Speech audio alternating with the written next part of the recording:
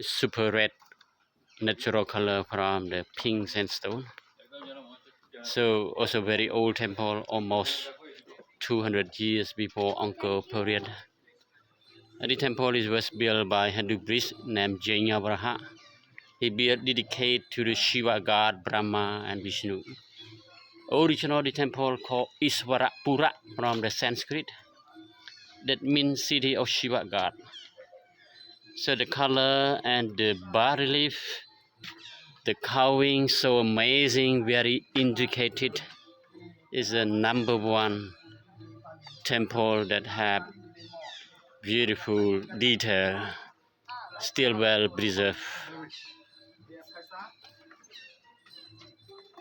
And many Devada standing to protect the temple.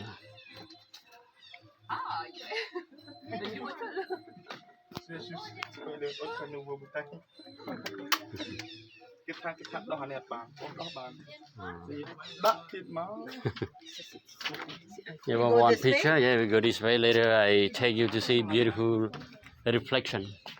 Reflection. Yeah, reflection. Man,